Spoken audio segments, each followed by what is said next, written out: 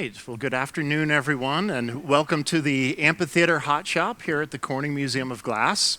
My name is Eric Goldschmidt. I am the Flameworking and Properties of Glass Supervisor here at the museum, and I am really psyched to introduce you to a wonderful guest artist opportunity we have this week, and particularly this afternoon. So typically in our amphitheater hot shop here, what you're going to tend to see are traditional furnace-style glass-blowing demonstrations. We have some big furnaces tucked back behind the wall here, and more often than not, our teams of glass blowers here are making traditional objects, vases, bowls, simple sculpture. But every once in a while, we bring guest artists in from potentially anywhere around the world to be able to highlight what is really going on the leading edge of glassmaking these days. So this week we have three artists joining us. On the far end of the studio is Phil Siegel, and he's visiting us from Washington State. At the middle bench here we have Lacey Walton, better known as Laceface out there in the glass world, and she's visiting us from Austin, Texas. And closest to me here is Chris Vickers, better known in the glass world as Hickory Glass, and he's visiting us from Vermont. Now, these three came to town Sunday evening and got to work here Monday morning. They're working on one object through the course of the entire week, and they actually showed up with quite a bit of preparation already done.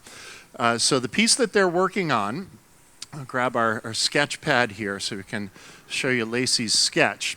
Now, Lacey has been making a body of work for several years now that revolves around trees, where the trunk of the tree is a figure. And these trees she is using as sort of an expressive canvas to get different ideas across. This particular piece that they're working on, the tree, the figure itself represents Mother Nature. And you can see she is holding up a tree house as well, representing humanity. So you can put the dots together there, and we have quite a wonderful statement. Now, these guys have been plugging away. We expect the finished piece to be done tomorrow, so they still have another day and a half to continue working on things. It'll have more than 200 hours of work in it, and more than 1,000 different individual components all assembled to make the final piece. So they have been cranking away. Typically with our guest artists here in the amphitheater, we ask them to work from 10 a.m. to 4 p.m., take an hour for lunch somewhere in the midst of all that. And we've offered these guys the same opportunity, but they have been working well into the evenings, well past 4 o'clock. We've barely been able to stop them for lunch breaks, and actually started this morning at around 8. So they are cranking along, getting their hours in, and working on a really elaborate piece. Now, at the moment, we don't see the bigger sculpture. The big composition is in this big black oven next to me here. We want to keep the piece warm as we continue to work on it. As glass is heated, it swells or expands a little bit. As it cools, it'll contract or shrink a little. So if a piece of glass is heated or cooled too unevenly, different areas expand and contract so differently they pull apart and they crack. We call that thermal shock. That is a constant concern in the back of everybody's minds here. So as they're working, the way the pacing sort of goes, you can see they're all working on some smaller elements right now. Lacey is attaching some branch parts, building a little cluster of branches that she'll add some leaves onto. Hickory here is assembling leaves onto branches. And you'll notice he also has a whole bunch of extra rods of clear glass that are interconnecting those leaves. We call those bridges. That clear glass is just holding the leaves in place as he's attaching everything. Once everything's properly attached, all that clear glass gets removed. It will not be part of the finished object. So they are plugging away, working on the smaller details, which is one of the great benefits to flameworking. It's a great process for very finely detailed work. As they get these finer details together, they want to attach them onto the bigger composition. So as we go along, we'll pull the bigger composition out of the big oven. We'll set it right on Lacey's bench there. and she will continue to attach some of these bigger sections onto the bigger composition. So that is sort of how the process is going to go. Now, flameworking is essentially just a style of glass blowing where we use a very focused heat source. Nowadays, that heat source is a torch, and the torches these guys are all using are running on propane and oxygen. And when you mix those gases fully, you can get a flame temperature a little bit above 4,000 Fahrenheit, probably about 42 to 4,300 Fahrenheit. So they'll be working with flames that are running anywhere from about 2,000 to 4,200. Now, despite those intense flame temperatures, they're still perfectly comfortable behind the torches. There's so much oxygen pushing through the torch that it really helps to focus the heat. The heat actually stays pretty well trapped within the flame, and it's also getting pushed away from them the whole time. So they're a lot more comfortable than you might imagine when you hear the 4,000 degree number.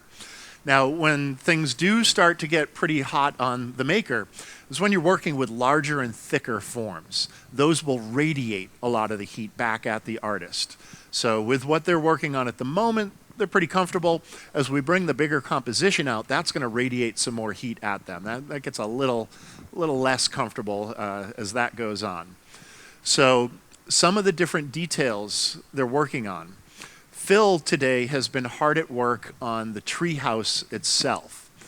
And if we have a chance to take a look at Phil's bench here, he likes to work from scale models. So Phil has actually created a little cardboard model of the treehouse that he's shooting for, which really helps them to define scale. So he knows exactly how big each glass part he needs to make needs to be to make the treehouse itself. They've also been using this on the larger composition to get a good idea how to build around where the treehouse is going to set within that larger sculpture. So we'll set that back here for Phil. So a whole lot of details coming together. Collaboration has become a real cornerstone in flameworking over the last maybe 5 to 10 years. Flameworking traditionally has been something that an individual artist sort of sits down with their own torch and they make work in a fairly intimate, quiet situation.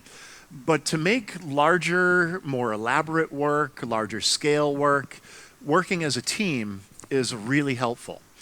Now, I've been watching Lacey's work for several years now. She is a real leader in the flameworking field and has been for many years now. And I reached out to her this summer. We realized this winter we were going to have a good opportunity for a guest artist engagement. Reached out to her and asked if she would be interested in coming to work here, and also asked if she wanted to work alone or work with collaborators. And she pretty quickly realized that this treehouse design she had in mind would be an ideal piece for this engagement. And to make such a piece, she needed collaborators. And she really wanted these specific collaborators. Hickory is very well known for his wood grain pattern work and his wood bark pattern work. So the ideal guy to show us some wonderful tree patterns. So I'll grab a piece of his prep here and show that to the camera so we get a little close-up on how some of this pattern work looks here. And I'll get into a little more information about colored glass as we go along as well. So Hickory, ideal collaborator for a tree form with this wonderful bark and wood grain pattern work. Also excellent at constructing the different tree forms. And Phil, I didn't realize this beforehand, but learned this week, Phil was actually a general contractor for 15 years, has experience building homes, and is a fabulous flame worker. So what better collaborator to build a treehouse than somebody who's built multi-million-dollar homes? So yeah, we've got just the right team here to pull off this incredible piece. And yeah, so They'll get a few more of these branches ready to go.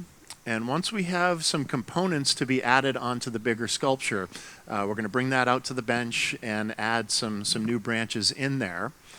Now, we see Phil sort of working on, I'm guessing these are going to be for the walls of, that's the back wall of our treehouse.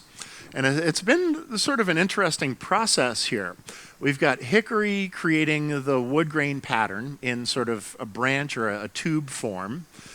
And Phil, throughout the course of the week, has been processing the wood into boards for the decking that is part of or attached to the tree that will support the tree house, and also making all of these boards to create the tree house itself.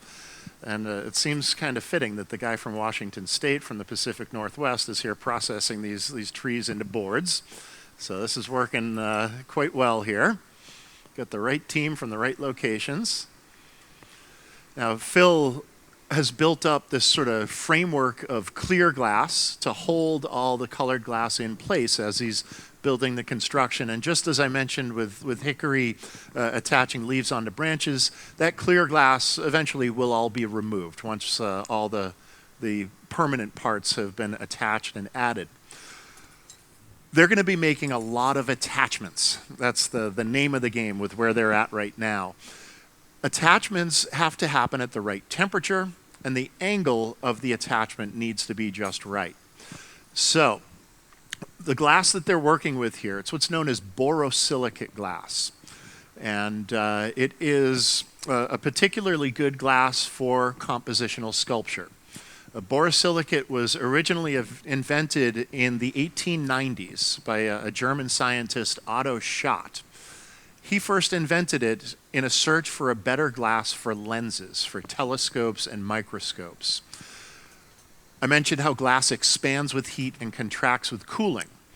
Well, if you have a lens that is expanding and contracting a lot, you're not getting the same optics from it as you're using it in a telescope or a microscope. So as that glass expands and contracts, your microscope isn't going to work so well.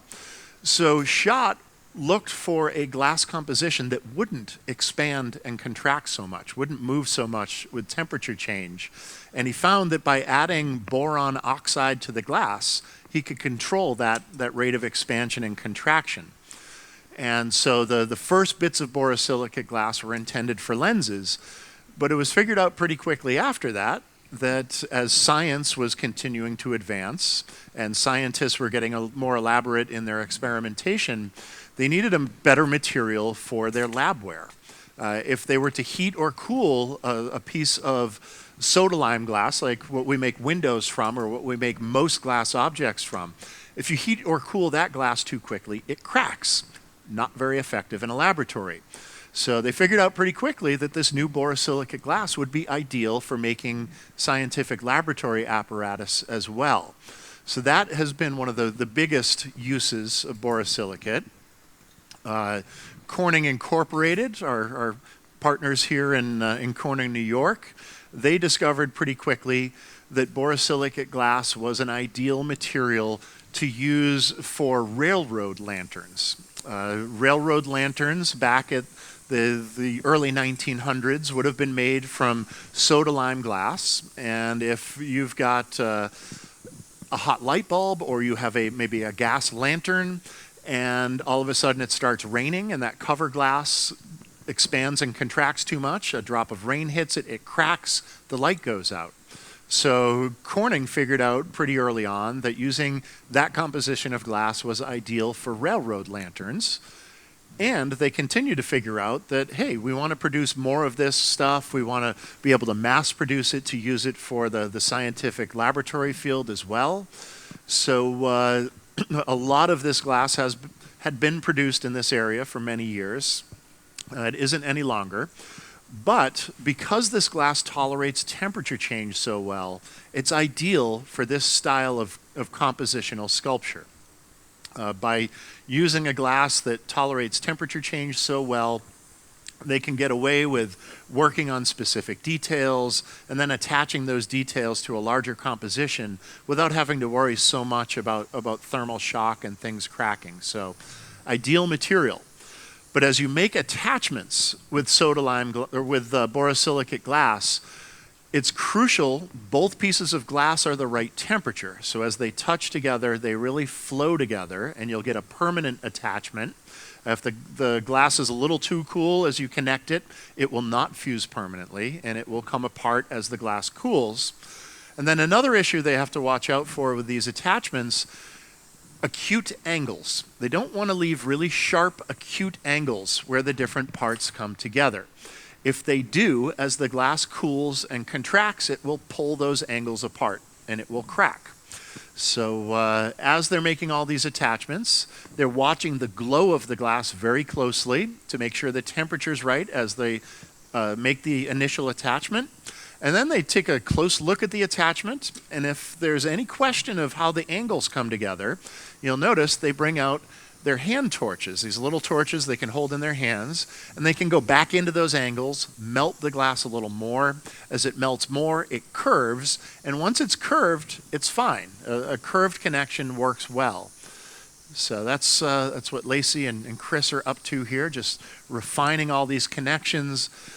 The last thing in the world you want is one weak little connection in the midst of a huge composition. The whole structure is only as strong as that one weak bond. So they want to make sure all these connections are just right before adding them on to the larger composition.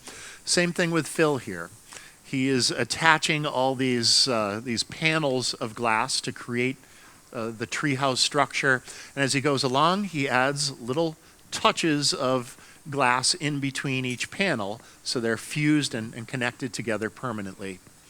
And then he gets back in there with a hand torch, lets that glass really flow, gets a nice attachment on there. So for those of you just joining us here in the amphitheater, we are live streaming this demonstration. It is currently up on our YouTube channel at the moment. So I will be speaking to our live audience and also to the internet here. If you all in our live audience happen to have any questions, you can throw your hand up in the air. I'll be happy to answer any questions.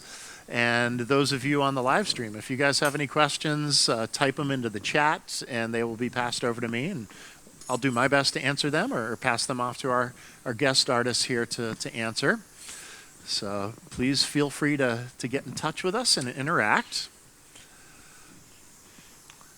We'll let these guys continue to crank along here. I know Phil, part of what he's been working on is the roof of the treehouse as well. And that's what all these elements are that he's got on the edge of the bench here.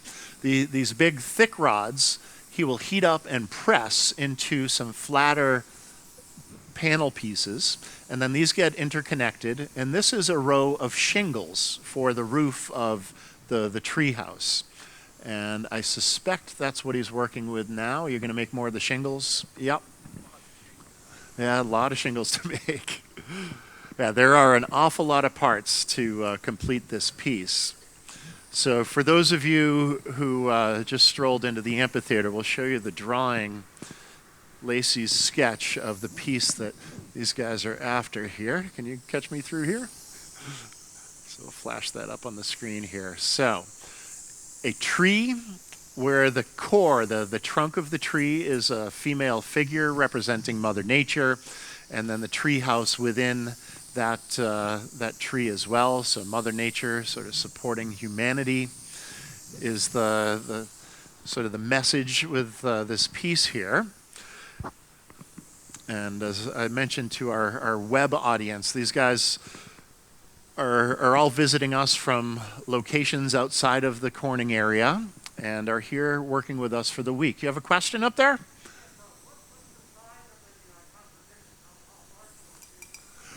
It will be as big as they can fit in that black oven there.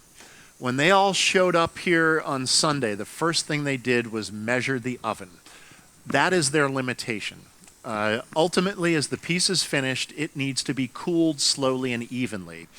And that oven is the one that they're sort of shooting for there. If by chance it gets a little too large, we do have plenty of larger ovens around here. But this sort of a door setup is ideal for working in and out of the oven as they're building it. So this is really the oven that they're focused on filling. It's 22 inches tall, interior dimension. I think we said it was 28 inches wide and maybe 18 deep. So they've got to keep it within those dimensions.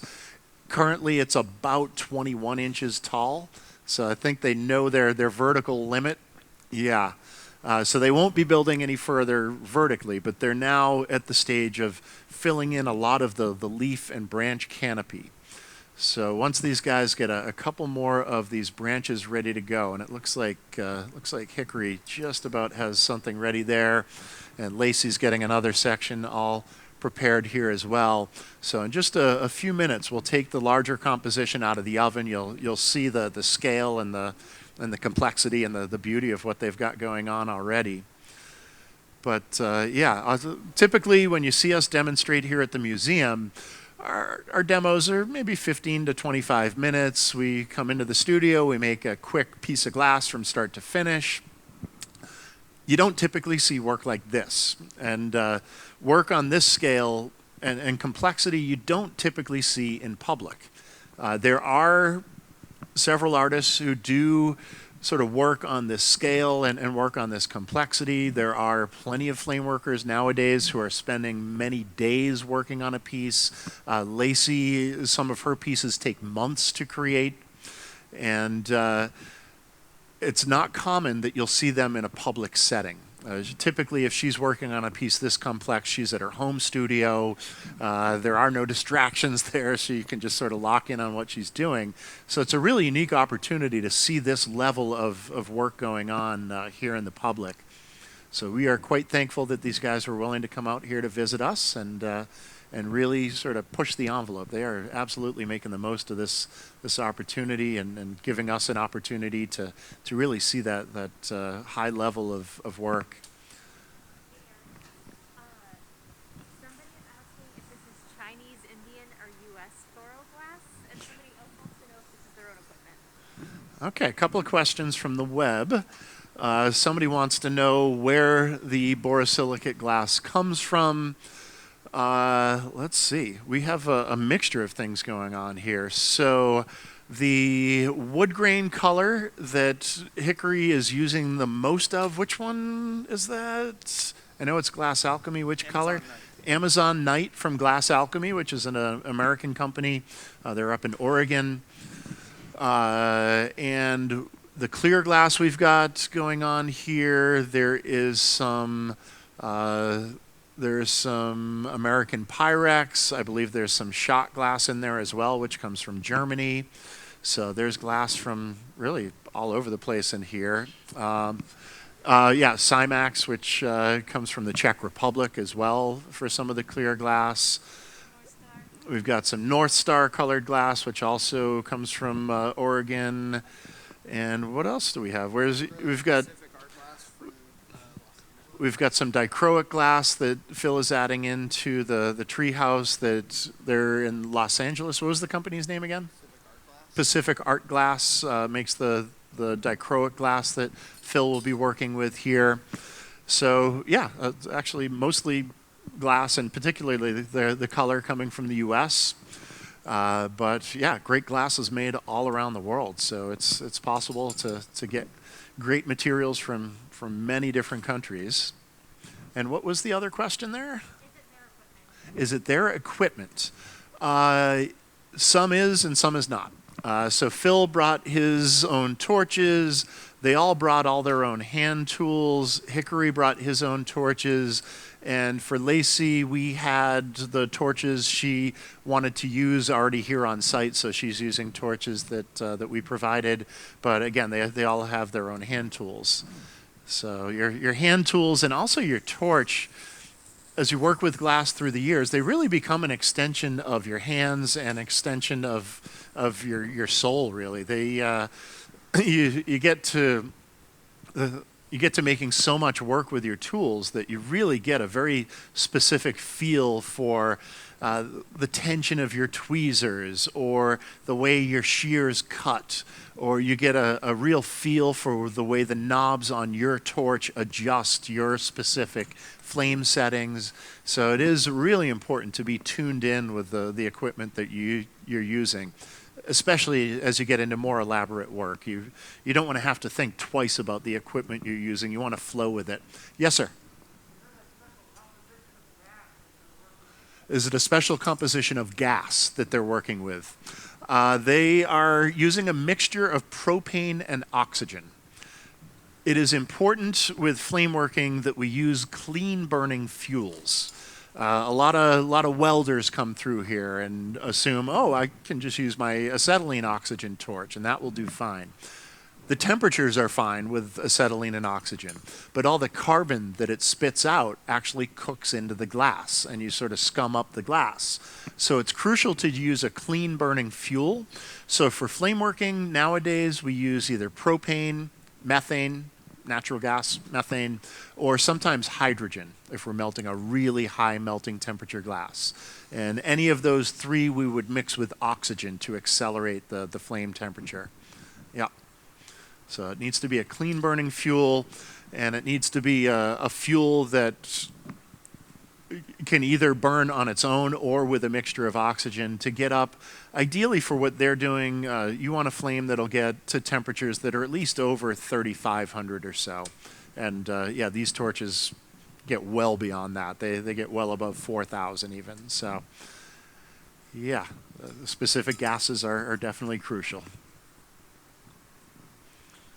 So it looks like Phil is working on some of the fascia work for the treehouse here.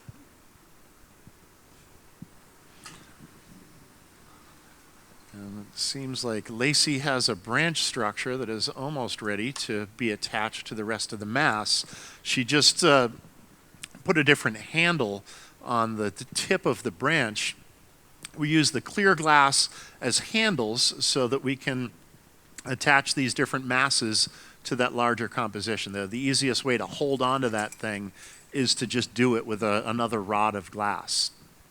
Now, people are often surprised when they watch flame working for the first time and see how we actually hold the glass in our bare hands as we're melting it. Thankfully, glass doesn't conduct heat very well. It's a very good insulator, but a lousy conductor, so the heat won't travel through the glass out to where her hands are. Now, I just mentioned we don't typically wear gloves, but there are times when we need to wear gloves. So Phil just put on a couple of Kevlar gloves. He's going to grab the composition out of the oven here, put it out on the table, so Lacey can add another branch onto it. So this gives us our first really good view of how much work these guys have gotten done this week. So as you have a chance to dig in here,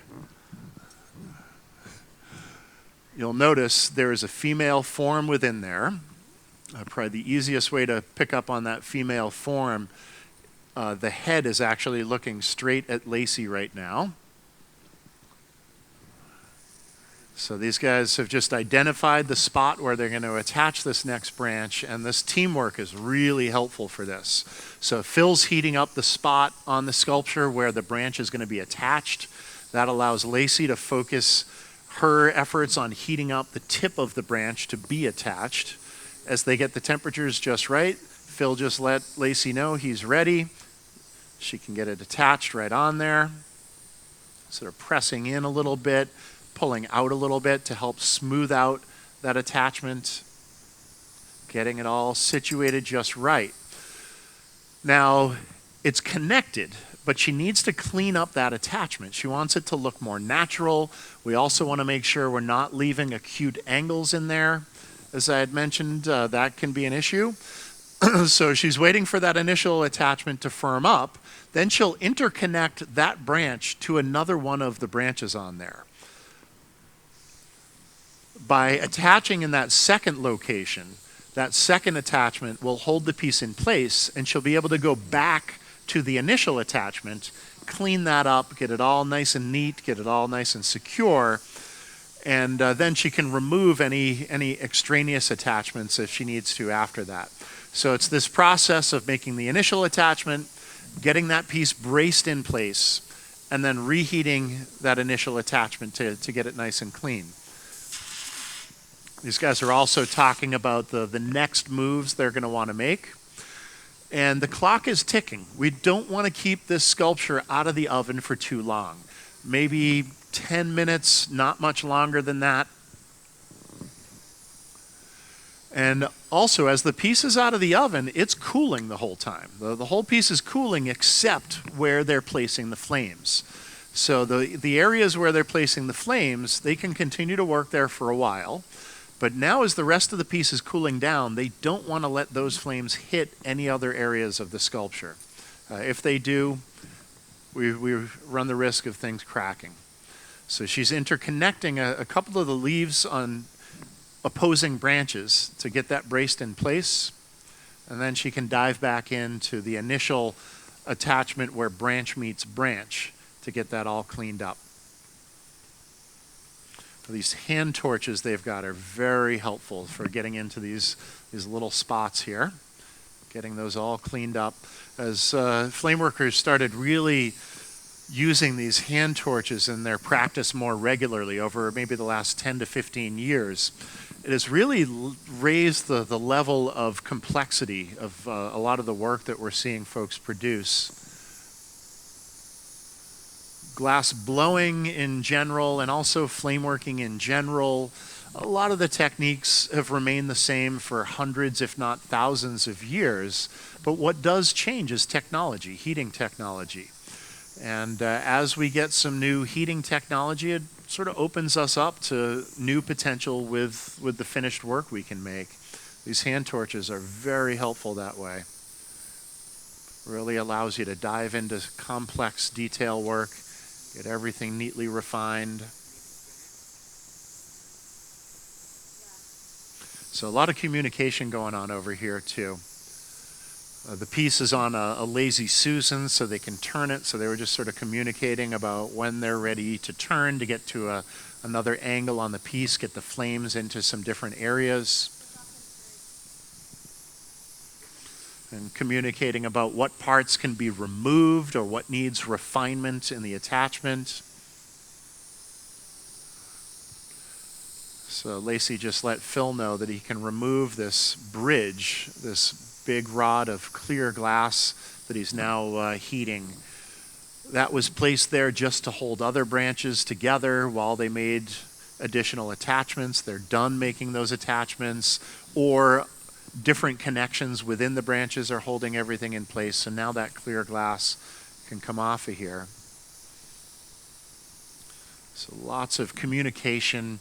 And anytime you collaborate with another artist, it's not an easy thing. You really have to make sure you're working with somebody you can work with, that you relate well with, that you communicate well with, somebody you trust and respect, who is going to respect the work that you're both after.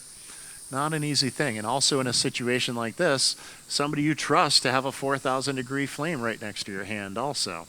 So it's a lot of sort of social connection to be able to collaborate together effectively as well. And Lacey and Phil have made a couple of pieces together in the past, but this team here, they've never worked with Hickory before, and they've also never worked as a group of three before, but they're very skilled glass makers and seem to be collaborating very effectively. All right, so they've got that new addition added on there. Time to put the piece back in the oven. Just taking one last look to see what the next move might be. But now we're going to go back into the oven.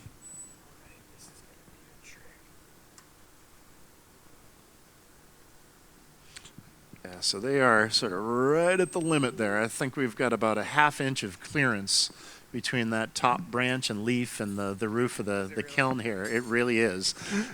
Yeah. So I think we know we can't go too much more vertically there. That's the top. All right, there we have it. Lacey confirms that is the top. Well, it better be, otherwise you're just going to knock it off anyways. Questions? Sure. I have two. I have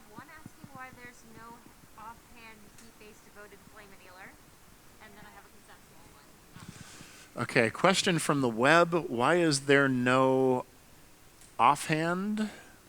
Yeah, flame No offhand flame annealer. Maybe a Bunsen burner? Is that what this person is referring to? I'm not entirely certain what they're after. If they're thinking about a Bunsen burner, like a little flame that we would have on the bench top, that's just not how these guys are choosing to go about this piece. Different artists have different bits of equipment that they're more or less comfortable with. Personally, I do use a Bunsen burner quite a bit in a lot of the compositional work that I do. Having a Bunsen burner on your bench top is just another gentle flame that you can use to sort of reheat things, keep them warm as you're continuing to build. A Bunsen burner wouldn't do these guys much good for the bigger composition. It just wouldn't be positioned properly, and they've got to sort of work around the sculpture a little too much to have a Bunsen sort of in the way there. So if that is what that person's referring to, it's how these guys choose to work, and particularly for an object like this, just not the heat source that they need. And another question? This one might need to go straight to Lacey, but how long does it take them to come up with a concept, and do they make changes as they work? Aha. So, Lacey, how long does it take for you to come up with a concept like this? Typically, I just get an idea. It just appears to me at some point. Like I'll be inspired. I'm usually inspired a lot by nature, by feminine empowerment, and so sometimes I'll just it'll just snap into my head. I'll see something, and then I'll have like this whole vision instantly appear, and so I'll typically go down and sketch it when that happens. But I get just inspired from the world around me, and every piece that I make, I like to have a message or a concept. To me, that's like it's like the purpose of why I'm doing what I do. Is I wanna speak to humanity through the source and the inspiration of the world. So yeah, I mean, sometimes I'll have an idea for a piece, and then I won't make that piece for a year or two. So, Is that the case with this piece? yes, actually, Yeah. I got the idea for this piece about 2 years ago as sort of an elaboration on a body of work that I had started doing trees, and knew that I wanted to make a tree house, especially grand, because tree houses are awesome, and I was waiting for the perfect occasion. So yes, Eric Right got on. me the perfect occasion to do that. So. Nice. All right. So, let's see. Lacey's designs can develop over time. Inspiration comes from the natural world, comes from feminine empowerment, and ideas can take different amounts of time to develop. The particular idea that these guys are working on right now is something that did come to her a while ago. Sometimes the ideas sort of ruminate for a year or for months or even a few years. So yeah, it's hard to sort of nail down a specific amount of time. Inspiration comes at different times and in different ways. And she makes sure to sketch ideas out as they develop. And thankfully, we've got this great sketch to work from here as well. And yeah, she saved just the right engagement to go at it with this particular design here. So yeah, I don't know if we can nail down a specific time length, but inspiration comes and goes, and a big time to when you feel inspiration. I think as you grow as an artist, you realize that you have an idea that's worth capturing, and as you continue to develop ideas, you realize how important those ideas are and what are the sort of the better ones to dive into at specific times in your career. Awesome. All right. Anything else from the web there? All righty. Excellent. So, yeah, the piece is back, soaking in our oven here. Now, just like your oven in your kitchen at home, you open the oven, you lose a whole lot of heat. It takes a little while for the oven to recuperate that heat. So we've got to wait a little bit let the oven get back up to temperature, let that core composition come back up to temperature. Then they can add on to it. In the meantime, working on those smaller details. Yes, sir.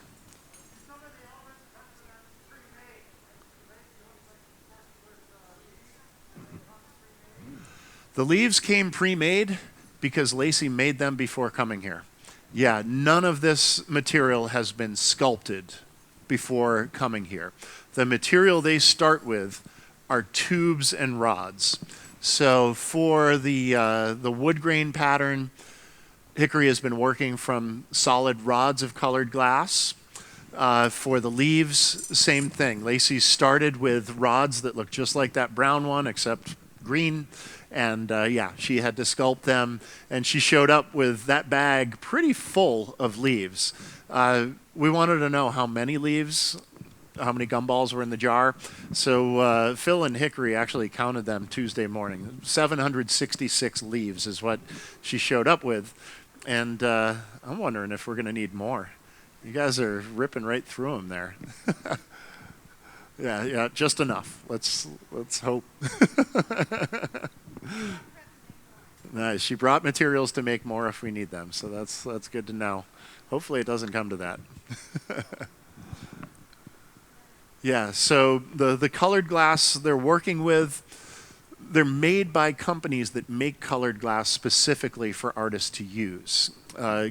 Making colored glass, you are going to melt different metal oxides and chlorides together with the ingredients for clear glass.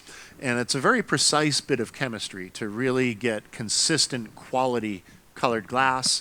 It can also be fairly toxic. Some of the materials that go in as colorants can be pretty nasty to work with. So most of us artists prefer just to work with colored glass that are made by these expert companies. They've got the chemists who know exactly what they're doing. They've got the right safety systems in place.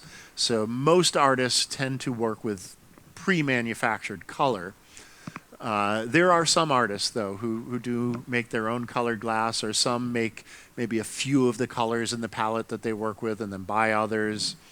But the vast majority of glass artists are working with color made by other companies. So I've been enjoying Phil's process here. He's trying to make all these individual shingles for the roof of the treehouse, and he wants them to match in size. So he starts with a rod of the mix of colored glasses, sort of like this, or even these bigger ones here. Pulls them down into some smaller rods, and then he sort of segments the smaller rod. So he's got even amounts of material, and then he can flatten each of those sort of football shapes there, and he will get nice consistent shingles for his roof. So a very smart way to get details to match and get scale to match. It can be sort of tricky to get all your proportions to really align. If you're making one part, setting it in the oven, you don't have a guide to work from for the next part. So really smart way to go about it here, and also to work fairly quickly and efficiently.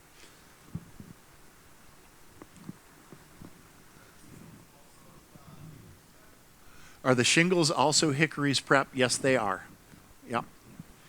Yeah, so Hickory makes a few different types of wood grain and wood bark patterns. And so, yeah, he's arranged a couple different types of patterning, one for the branches and another different bit of patterning for these shingles. Nice.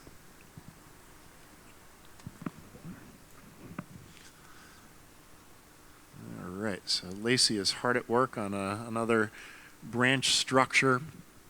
And you see how complex that web of clear glass can get, all these bridges. She wants to hold each individual leaf in place as she refines the attachment and the connections together. And Phil has the back wall of the treehouse out of the oven again. and sort of trimming it down to size here. And I really love the visual texture of these boards. So he's taking the branch prep that Hickory has been making and then pressing them into flat boards, and you wind up with this really cool green texture on the boards. So they're getting all sorts of interesting, really nice natural patterns going on.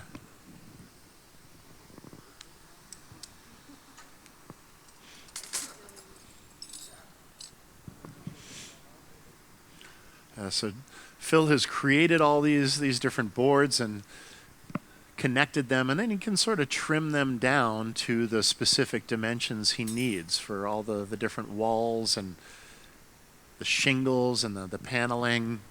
He made the decking that the treehouse is going to sit on that you saw attached to the bigger composition earlier.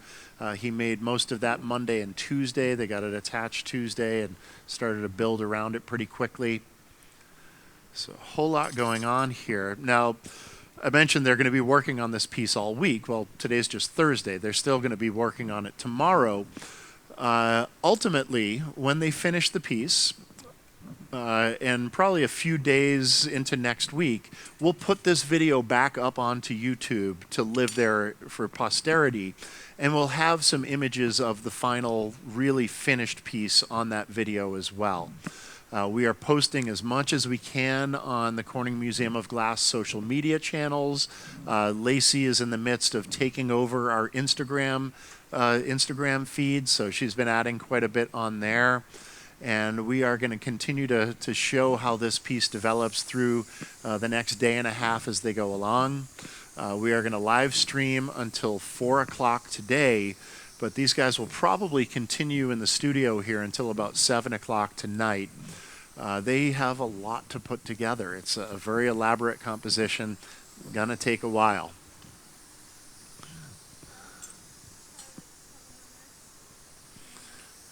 So Lacey and Phil just communicating about the next big move that they're going to make. The oven has been back up to temperature, so we generally have been waiting for the oven to get back up around 1050 Fahrenheit, and once it holds there for about 5 minutes, then we feel safe bringing the composition back out of the oven and making the next big move with it. So that'll be coming shortly. And in the meantime, they continue to crank away on the finer elements of the piece. There are many different approaches to glass making, different processes we can use. Even within the same process within flameworking, there are a lot of different approaches, different ways that people like to handle the material, different tools they might use, even to accomplish the same effect for a finished effect. So it's quite nice to have a chance to see how other artists work.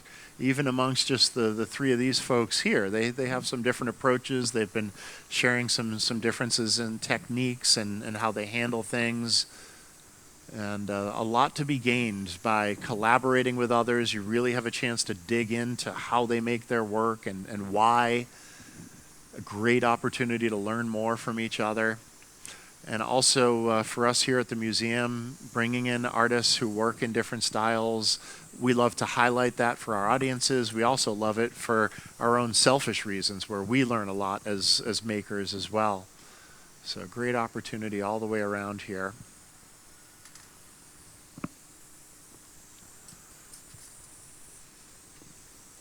Now, ultimately, this piece, I haven't really talked about the function of it yet. The tree itself is a standalone sculpture. The tree house is actually going to function as a pipe, and it will be fully functional. I imagine at some point it will probably get used.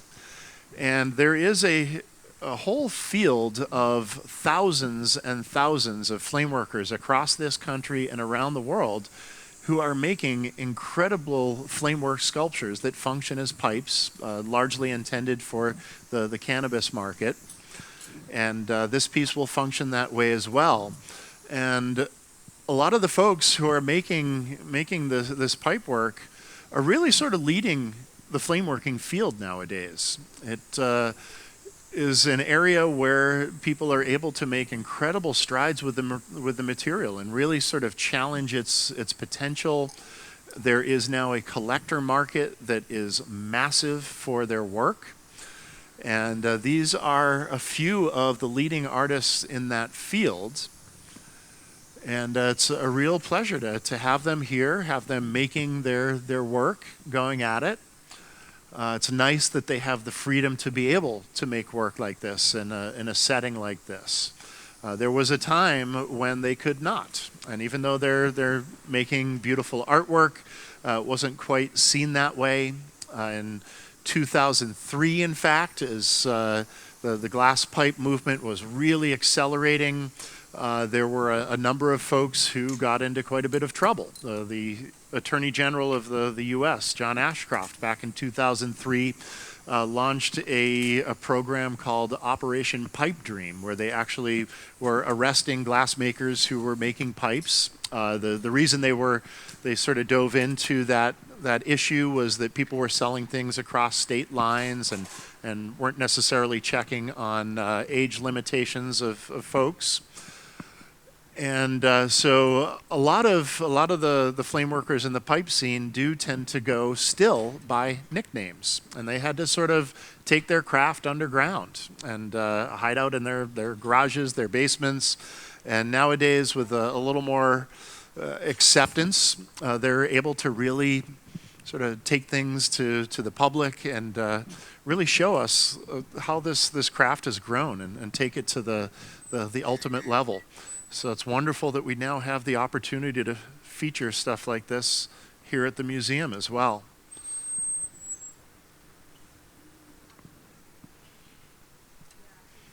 All right. Well, here is our composition. Lacey's got another branch ready to go. So they'll sort of eye out exactly where they want to attach this one. Making sure it's not going any taller than the rest of these here. So finding the right spot to set that in and really sort of fill out the canopy.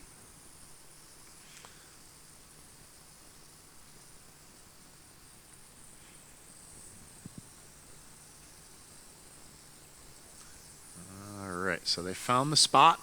Phil's going to heat up the spot on the composition. Lacey is heating up the tip of that branch where it will be attached. Getting their temperatures just right. And Phil will let Lacey know when he's got that spot ready to go.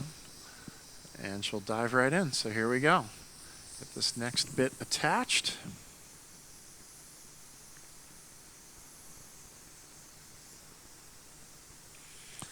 And it stays soft for a few seconds, so she can make a few little adjustments here. Get that all aligned properly.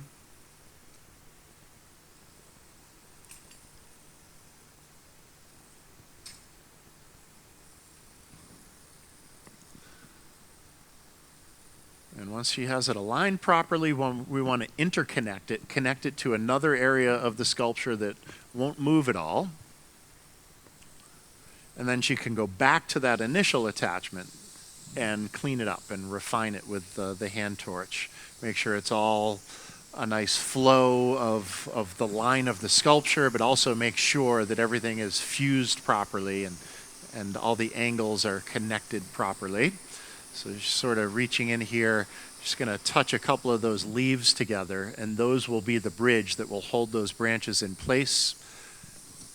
So she can then go back and refine the attachment of branch to branch. And a piece like this, Lacey has been working on a series of similar pieces for, I guess, at least 5 years now, right? And 2018, she started sort of diving into these expressive tree forms. And she really does like to fill in all that detail and really make sure the canopy of the leaves is nice and full and rich in there. And eventually it becomes quite a trick to get those last few branches in there, make sure they're placed in properly, that it looks natural, it's properly filled in. So she has sort of a vision of where this needs to get to and how all these gaps need to be filled. So just refining that attachment. She's using gravity quite a bit as well. Hard to see from a distance, but to get the flow of the attachment, the curve just right, she's heating glass and letting it flow downwards to sort of fill in the curves and fill in the angles just right. Gravity is a very important influence on what we do with molten glass. When you first start working with molten glass, you sort of fight gravity. As the glass gets too hot for you to control, it just starts dripping out of control. But as you gain control and mastery over the material, you really start to use gravity as a tool, almost like a third hand at times. So that camera shot, you can really see the decking very nicely there. That's where the treehouse is going to set. Phil made that beautiful railing for the decking as well. And all these little fine details are what really set a piece like this off.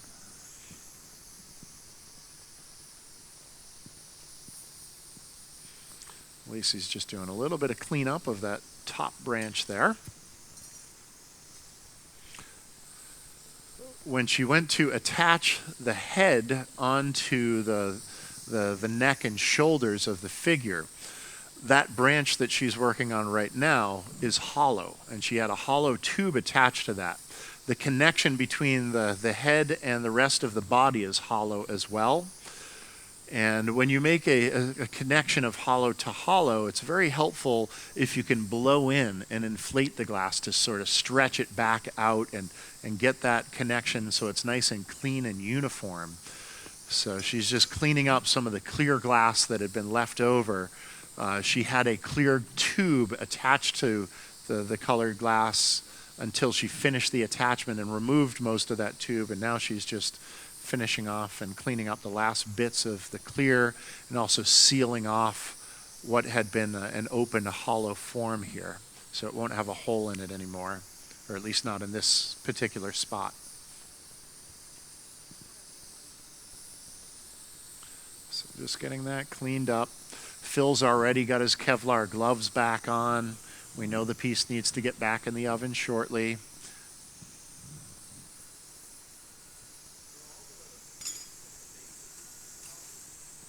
What's that? Actually, all those root pieces are hollow. Yeah, Lacey, I didn't realize it from previous pieces like this that I've seen of hers, but a very smart move to keep the weight of the piece down. Those are hollow tubes. They are sealed at both ends of the tube, but before making the attachments, she'd pop a little hole in the side of those branches as well. One thing we need to watch out for, if you completely seal off a piece of glass and then get it up to melting temperature again, it can create a vacuum. If the air on the inside of the tube is cooler than what's outside of it, it forms a vacuum and the glass sucks itself in, it collapses. Or if the air inside of the tube is hotter than what's around it, it expands. The air inside expands and it will actually start to cause the glass to swell. It can even pop open. So it is important, the way she did construct all the sort of roots and branches, that they are hollow and have a hole in them so that air pressure can move in and out of the form. So she's thought way ahead on that move, and a very wise idea. It keeps the weight of the piece down by having those sections hollow.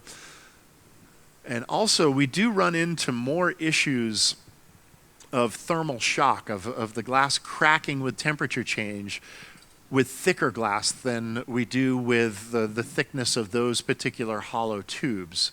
If the glass is really thick, the odds of the surface becoming a very different temperature from the core are much greater. So you can run into some different issues there, and it can be more difficult if it does crack to fuse the crack through a thicker mass of material. So working with the hollows makes a lot of sense the way she does. All right, so we've got the composition back in the oven, letting it soak, heat up a little bit more. Hickory and Lacey both working on more of these branch structures. And this is a big part of the flow of what we're going to see through the rest of the day here, is building more of these individual branch and leaf clusters, getting them attached as the composition comes up to the right temperature.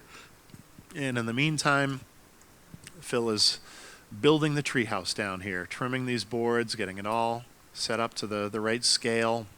I really love the idea of having the three-dimensional cardboard model there. If you're going to make complex work and you need parts to fit, you need to keep the scale just right so all those different parts come together into the right proportions. Having a three-dimensional model is a great way to go. Having a drawing is a really good start, really gets you off in the right direction, but that 3D modeling is a very wise idea.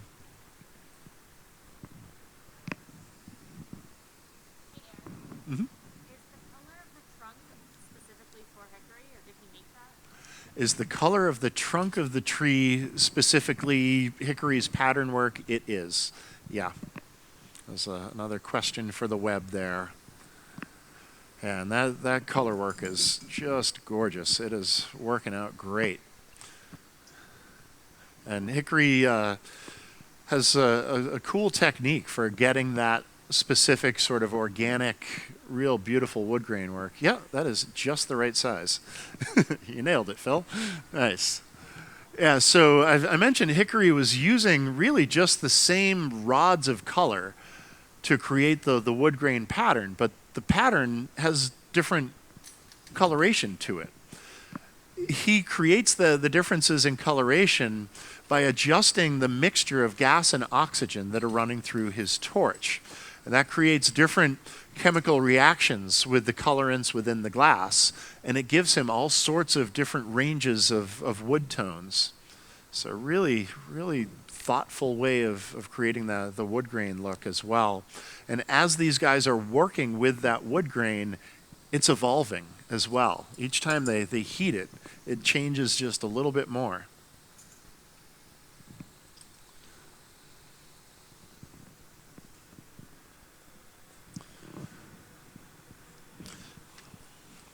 So I haven't mentioned too much detail about our artists here, but we'll read off their bios here as well.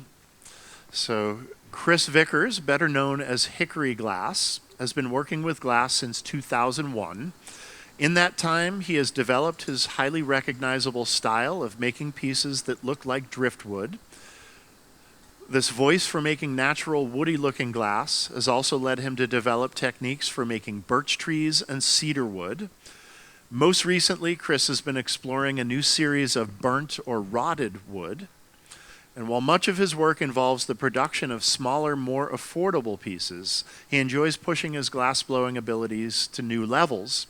He's been a contestant in 5 Pipe Classic flameworking competitions, a highly regarded challenge held annually at the Burn Gallery in Burlington, Vermont. In his second year of the competition, he won the event, and in doing so gained national recognition and really established himself within the upper echelon of the flameworking community. He's constantly inspired by the natural work. His pieces strive to combine aesthetic and functionality, and he enjoys creating pieces that will be used for many years by his collectors, and really seems to enjoy the relationship that his collectors feel in connection with using his work. So really beautiful stuff. Now, Lacey, Laceface Walton, was born in Grants Pass, Oregon in the early 80s. She was exposed to the blossoming art form of glass blowing and pipe making from an early age. Determined from the beginning to create beauty, Lacey fell in love with the color, fluidity, and form of glass the moment she began working on the torch in 2004. Lacey spent the next several years concentrating on growing her skills as a glass artist while simultaneously putting herself through school. After graduating with an associate degree in the arts, she became heavily involved in the expanding glass pipe art movement. In 2010, Lacey began attending several trade shows and flame-off competitions around the country. Her dedication has been rewarded by her receiving several of the pipe industry's highest honors and awards of achievements.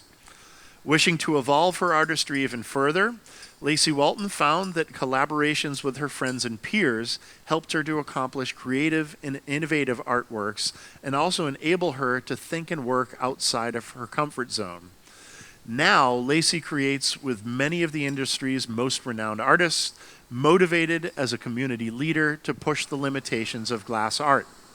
Her modern masterpieces of glass art exemplify the power and spirit of this amazing woman and also speak volumes for her determination to succeed as a leading woman in the male-dominated glass art industry.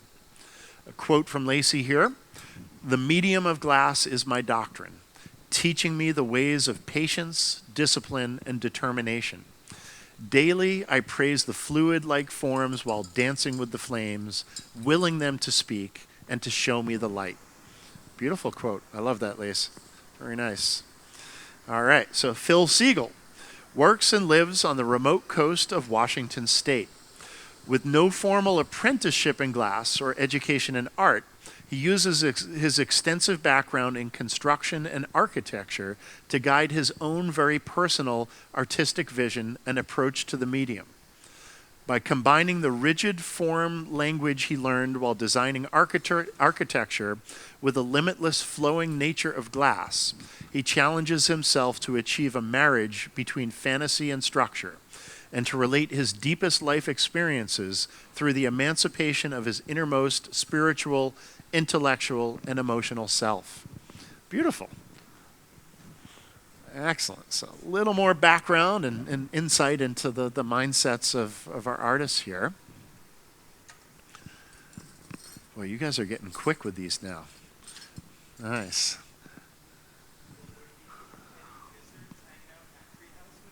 Will there be any wizards hanging out in that treehouse when it's done? We're not 100%. Phil is very well known in the pipe scene for some wizard functional pipes that he makes that are brilliant. They've really sort of become a trademark of his work. And we'll see what sort of time we have. I think that's going to be the biggest limitation here. I think job one is really to finish the vision that's drawn out on the sketchbook there, and then we'll see what else we have time to add into the whole structure here. What's that? I know the house is smokable, but is it a joint? It's got a 10 minute. So we had a question as to what sort of apparatus is going to fit into the smoking function of the treehouse here, and it will be a 10 mil joint is what Phil had to say. So a ground joint that will set right in to make a good seal. And I still don't know where all the parts of function are going to go within the treehouse. I know that the chimney is going to be the mouthpiece, and where else are other elements going? Flush with the roof right there. Okay. And then the function will go up inside.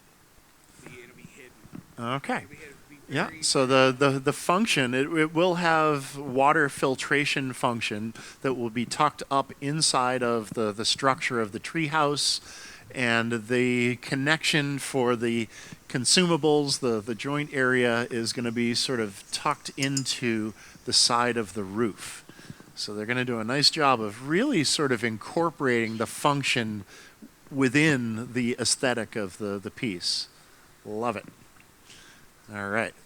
So looks like Phil's about to add the back wall to the treehouse here. You can see how there's just so many levels of detail and so many attachments that need to come together to make such an elaborate piece like this.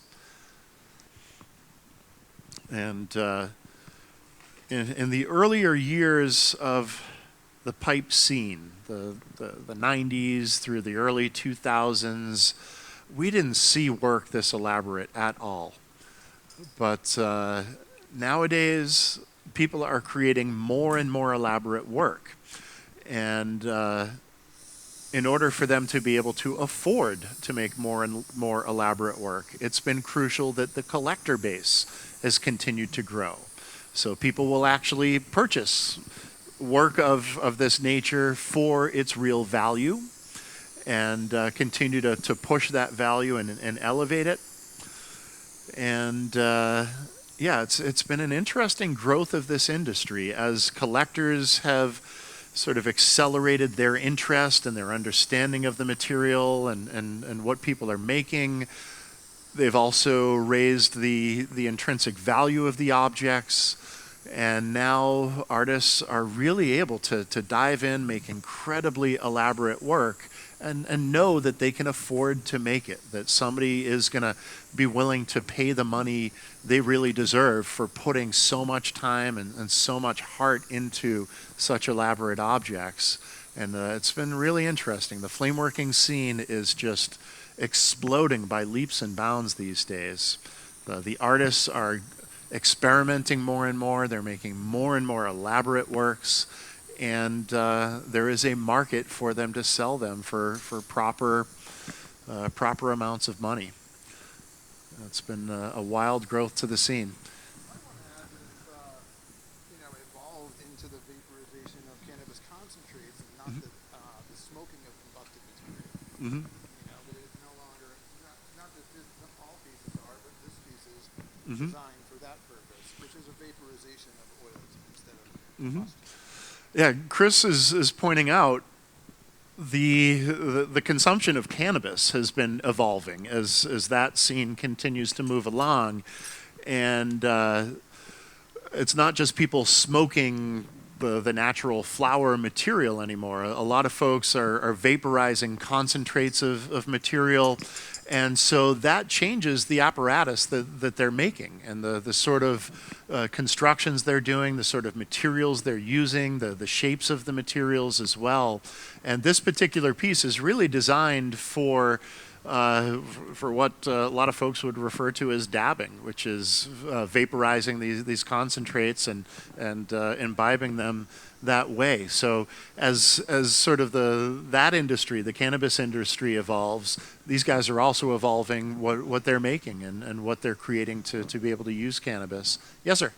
Noticing with Lacey's torch is when she switches down from the second stage down to the smaller, just center torch, there's a lot of propane still coming out of that. Is that something that she has tuned the torch to do to keep the heat base coming down, or is it something good? So the question here is, Lacey has a foot pedal under her bench there that she's using to adjust the torch. The flame she has going now is just sort of what we call the inner stage or the inner fire.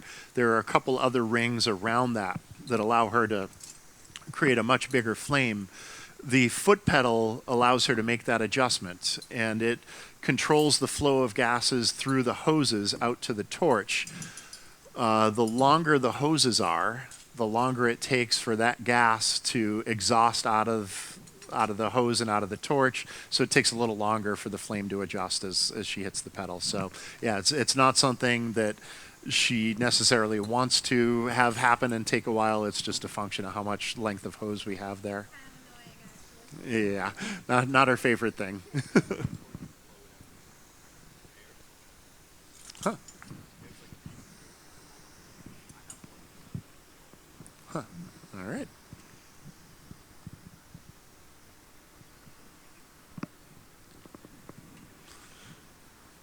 All right.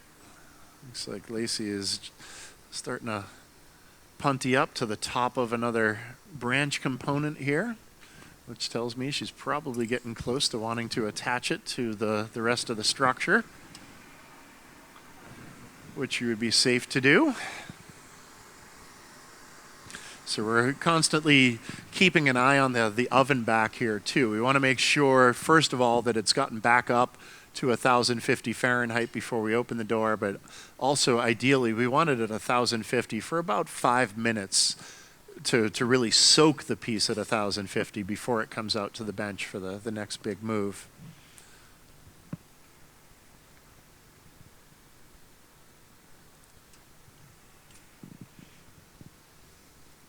Do you have any finished ones in there? Well done. And that's it? You don't have any other ones? Okay. All right. Phil's got the gloves ready to go. We going in? All righty, here we go.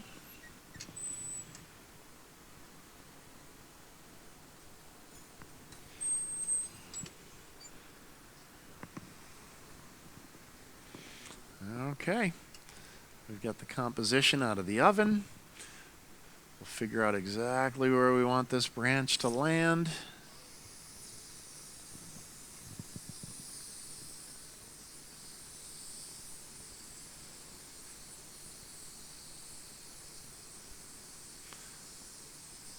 Finding the spot here, and once she figures out exactly where this should be attached, Phil's going to dive into that spot, start heating up the spot on the composition where we want this attached.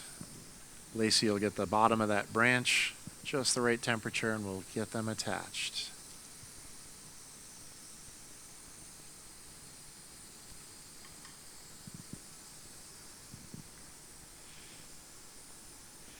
So I know folks like to ask how much of a piece like this is planned, and then how much are you sort of adjusting on the fly.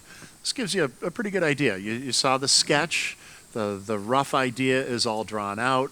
Lacey does have a fairly specific vision in her mind, but also as they go along, these are organic forms. She's sort of feeling out exactly where that placement needs to happen to realize that overall vision. So it's a largely developed idea, but there is some improvisation as you go along. So here we go. I get this other branch attached. And if you watch really closely, you'll notice as she makes the attachments, she pushes and then pulls just a little bit.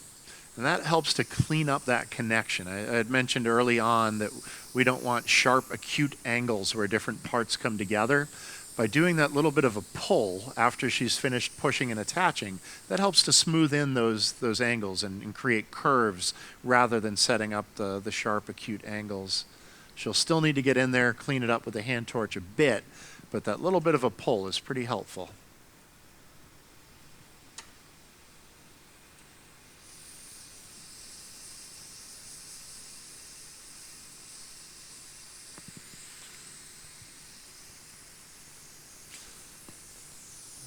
So for those of you who are looking to grow your flame working, this is a great example of how to do things here. Create very finely detailed things as individual components, build them into a composition. That probably makes it sound a lot simpler than it actually is, but that is a nice way to build brilliant work. The torch really allows you to create very finely detailed individual objects, and then to really build up the scale and a nice elaborate composition, making all those attachments, getting those finely detailed components together cleanly. It's amazing the level of work one can accomplish on the torch that way.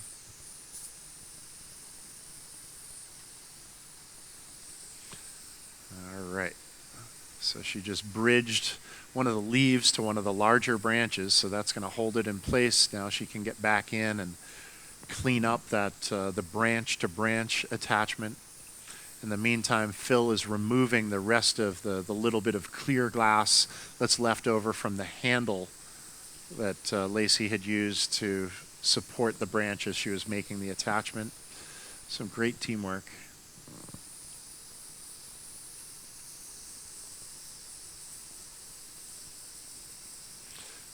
We talked earlier before we went live with the live stream about how you need to trust your collaborator, especially when you're both sort of working around the sculpture with the hand torches, and I think all of us have been zapped by a collaborator at one time or another. Does happen. Haven't seen these guys do it to each other yet. Not going to happen. All right. Yeah, yep. Phil pointing out, always make sure that torch is facing away from yourself and your collaborator.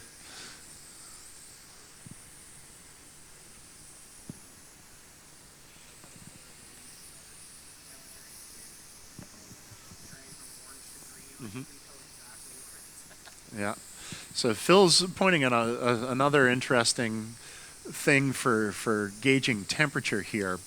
You'll notice as the piece first comes out of the oven, the leaves look fairly orangey. They look sort of a dull, opaque orange, not the bright, glowing orange that the glass is when it's molten. But as it sits out on the table, that orange fades and we get more and more dense green color. That's a good indicator as to how much the glass is cooling and gives them another indicator as to how much time they have to continue working before the composition needs to get into the oven.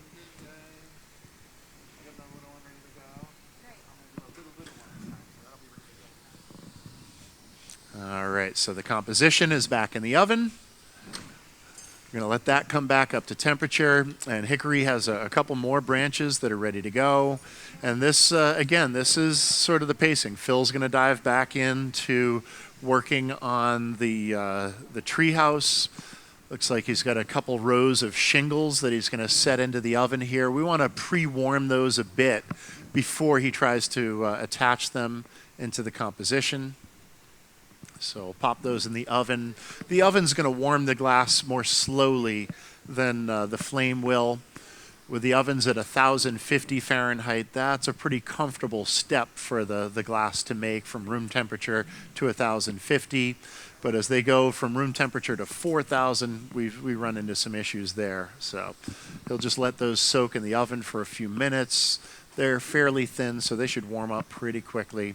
And then he can be comfortable starting to lay the layers of shingles over one another to fill in the roof. Really fun to see this all come together. All these crazy details.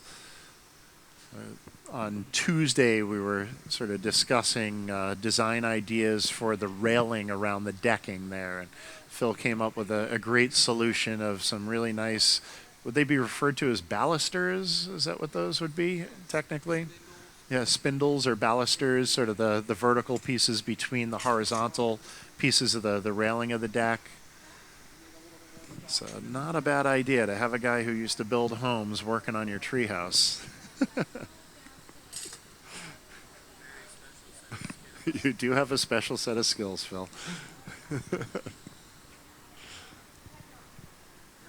This has been quite a treat for me personally, having these guys here too.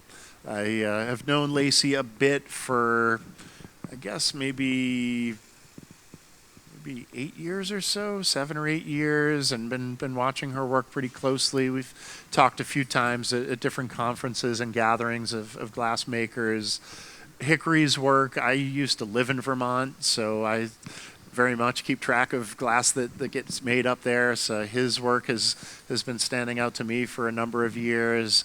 Phil, there was one particular piece you had at the DFO, I think in 2016, that was a beautiful opaline figurative piece that just blew my mind. So I made sure to keep tracking your works and seeing that piece.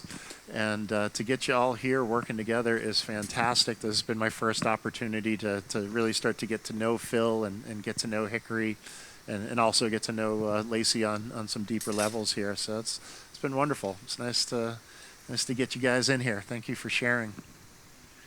Good stuff. You bet. Yeah, we've been diving into all sorts of deeper conversations about where the pipe industry came from, where it's going, and what's happening in the meantime, and what we all can do to continue to bring it to the forefront. So it's been a really nice engagement having you guys here. maybe we should just keep going for another week. What do you think? Yeah.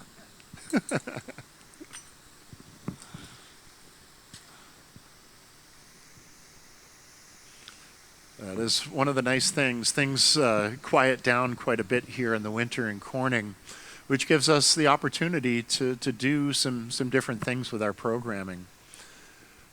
Summertime, we're incredibly busy. We have a ton of guests flowing through here. It's very important that our demonstration spaces are constantly turning over, so new groups of guests can get in and see some glass making. But when things are a little quieter, it gives us an opportunity to go a little more in depth with some more elaborate glass making, bring in some guests to work with us. So it's a great opportunity, really nice to be able to take advantage of it this way. And many of you may have tuned in last year in January. We had a wonderful collaborative flameworking guest artist situation then as well. We had artists Dan Coyle and Hoobs and Rhino join us. They made an incredible piece last year, which just got us more inspired to bring in another group of talented folks and see what these folks could all do this year. And we're really hoping this does become at least an annual thing. It's a great way to really highlight what's possible with flameworking and what's possible when you get a group of talented artists together, give them the right studio space and let them go to town and do what they do best, which is making amazing things. And when you bring in a collaborative environment like this, they're all sort of feeding off of each other. Wonderful time. And for those of you who might be watching the live stream, maybe you don't live all that far away, well, maybe come and join us tomorrow, and you can see the final moves that they're putting on the piece here. These guys have been really wonderfully sociable with our guests here as well. So if you have some questions and you're in the area, sure, you can type them in online, but you could also come in here and hang with us and chat it up with these guys. All right, getting another branch structure going here on Hickory's end of things.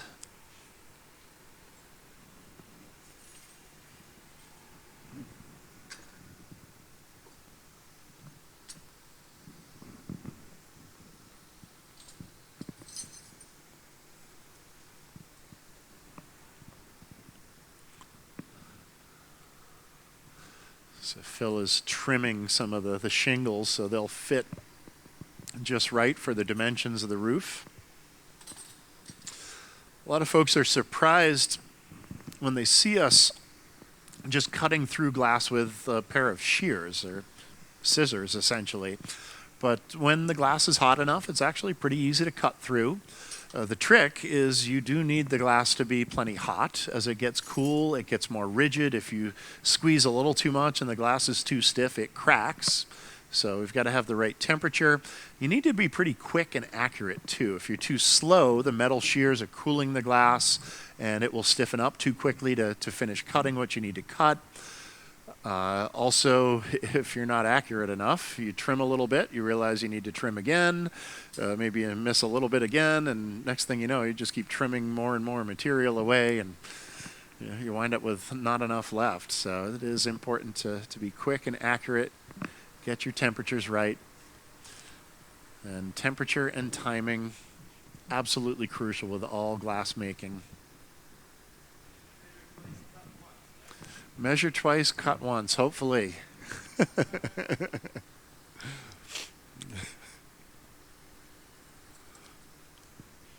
All right, so that is the chimney that Phil has in his hand here.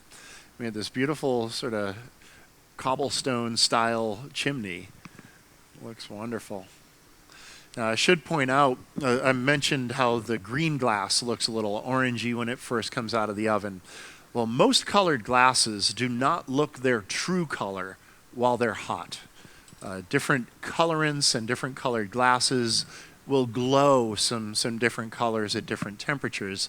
We won't see the true colors of the piece until it's back to room temperature. So we're going to see some variations here. You get an idea of the overall patterning, but as far as the actual true colors, we're not going to see those until the pieces cool again.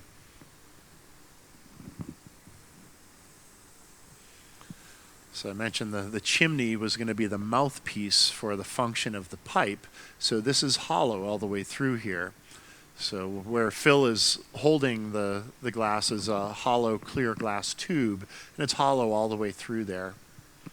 And he's preparing the hole at the other end of the form, I suspect, getting that right. So when he goes to attach it to the rest of the functioning parts of the form, it'll be a nice clean attachment and attach on there good and clean. Attachments need to be nice and clean. Wall thicknesses need to be nice and uniform. We don't want awkward acute angles where things come together. So setting up the edges that are going to come together for all these attachments, whether they're hollow or solid attachments, absolutely crucial. So just trying to get that all nice and neat, get the diameter just right. Using a piece of graphite. The piece he was just putting inside of the tube was graphite, and we call this a reamer. Allows us to sort of open up hollow forms. And he's got a graphite paddle right next to him as well. Lacey has a graphite plate right under her torch. Graphite's a really handy material when you work with molten glass. It accepts the heat really well, and no matter how hot the graphite gets, it'll never stick to the molten glass. Most other materials, as they heat up, they will tend to stick to molten glass. So you can imagine that could be a bit of an issue. It's another reason we want to be quick when we're using other tools of materials that could wind up sticking. We don't want them to heat up too much. We also don't want the tool to cool the glass too much in most circumstances.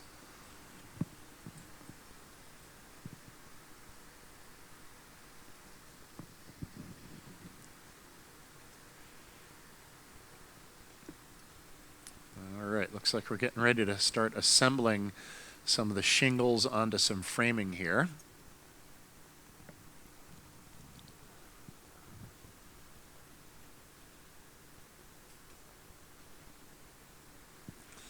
As Lacey and I were talking about who she was bringing with her to collaborate and why, she was quite insistent. Hickory, that pattern work and the compositions of trees and leaves, perfect.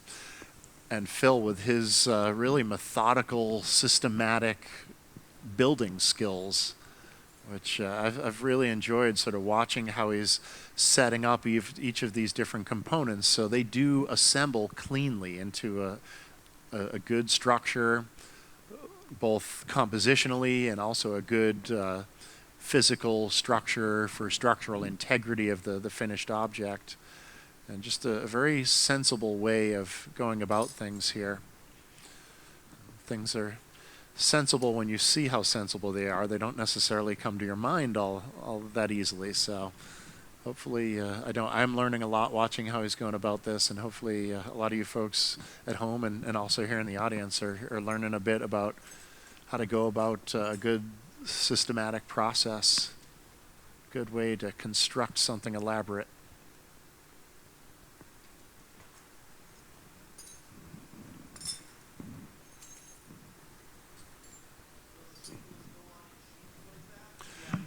Will the shingles go on in sheets? Yes.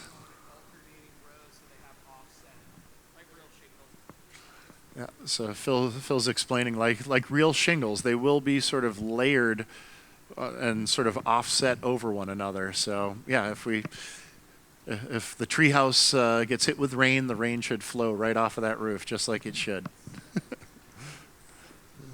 You gonna put some gutters around it too, or nah? All right, yeah, that's a good way to rinse the tree.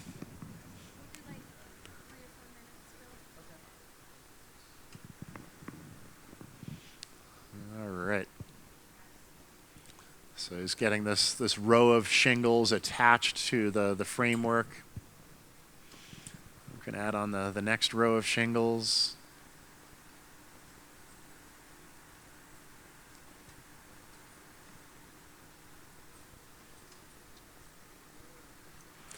And of course, each individual shingle has some clear glass that connects it to the shingle next to it.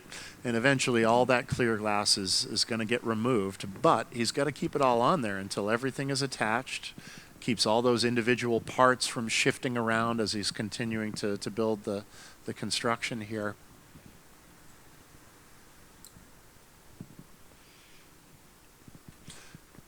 I know a lot of folks wonder about how much waste we might create. Well, it takes glass to make glass. Sometimes you have to use a lot of these clear rods as bridges to hold different elements in place. And theoretically, we could recycle that glass. It could be remelted. But borosilicate glass melts at a very high temperature.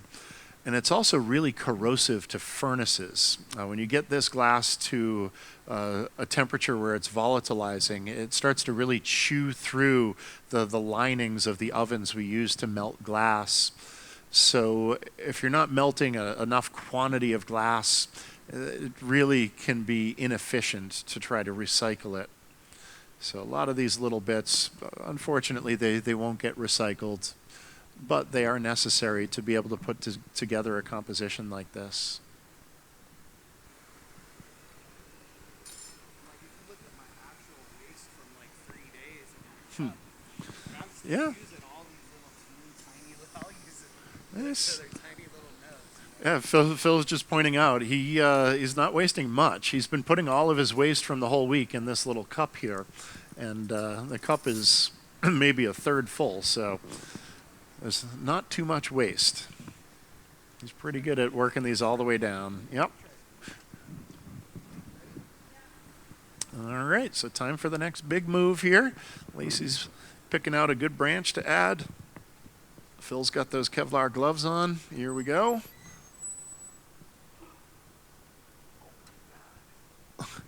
A little OMG from Phil as he was pulling that out. It keeps getting heavier. Every attachment is adding a little more weight, a little more weight. You want to give any guesses on how heavy that might be at this point? It's about 10 or 11 pounds. Okay. Yeah, Phil's thinking maybe 10 to 11 pounds. Yeah, and there's a lot more to be added still, so yeah, got to figure this is going to get up around maybe 15 pounds or so by the time it's done. Yeah, weigh myself and hold it on the scale, like I do with my puppy.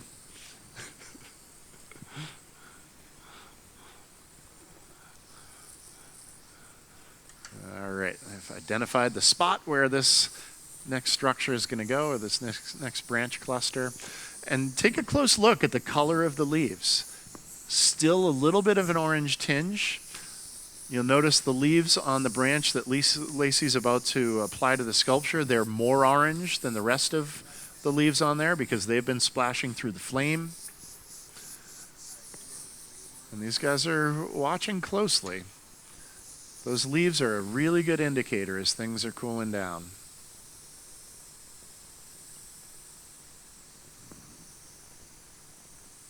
So she's got a nice clean attachment now, just sort of bending that into exactly the spot she wants it. Dodging bits of flying glass that she's throwing at herself.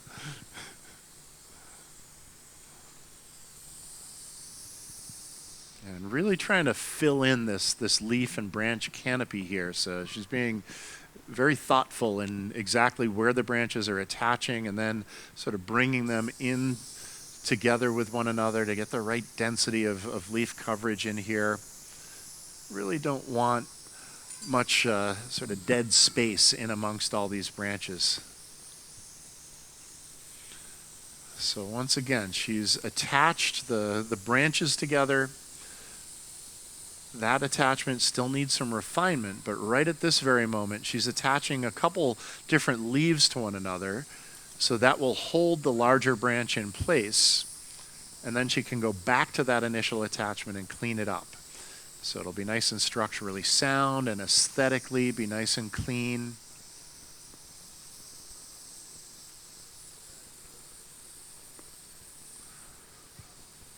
really by making all these interconnections of all these different elements, we're gaining a lot more structural integrity to the final piece. Glass is going to be a lot stronger by being attached in multiple spots rather just in one than just in one spot.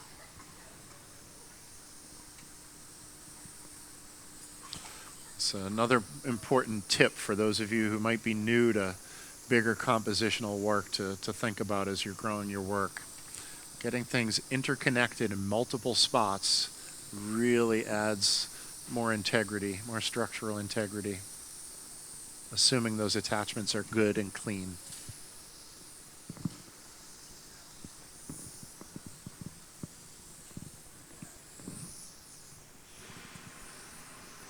All right, so just getting that connection refined, cleaned up, flowing all that glass together to nice clean curves. Phil's pointing out those leaves are going green. Notice he just got his gloves on. So Lacey's fine with the flame in that one spot because it's plenty hot, but we don't want to let that flame splash anywhere else around the piece. Not at this point.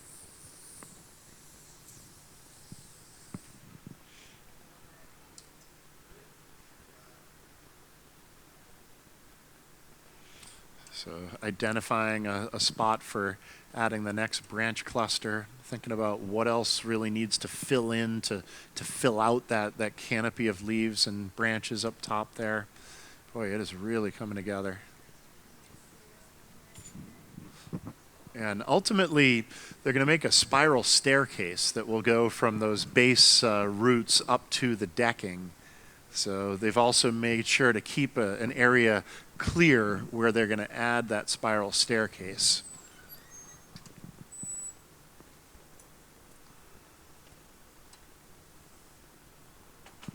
All right, and away she goes for another 15 minutes or so. Let the composition soak some heat in.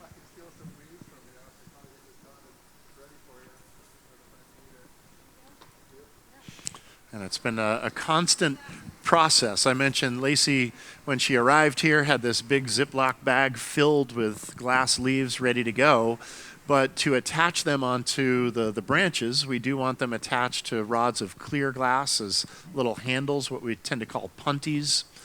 So that is another step in the process, is getting leaves attached to punties, and then the puntied leaves can get attached to branches.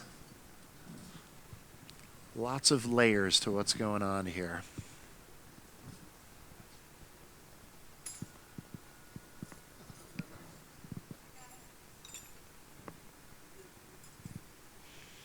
So Phil is happy with how the chimney is looking and how he's gotten that connection point cleaned up. So he's just leaving that out in the open air. That can cool down safely in the open air.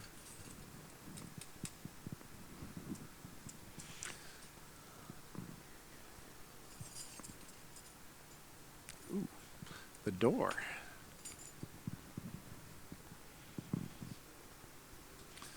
So Phil's sort of eyeing how the different parts fit. He selected one specific panel of this wood grain glass to be the door because it has a really nice, unique pattern to it.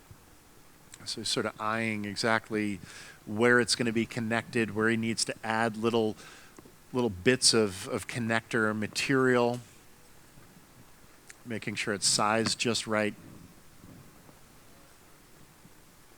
None of this is haphazard. Every move is considered and processed and measured. Too many parts need to come together in this composition to wing it.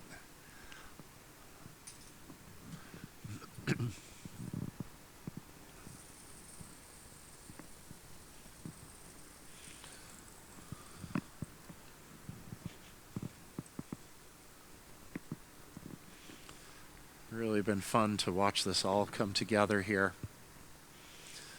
So these guys have been making all the different elements and then shaping the elements and then attaching them and just building out this amazing composition here.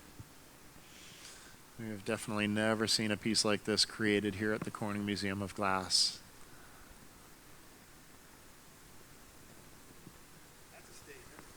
It is a statement. Yeah.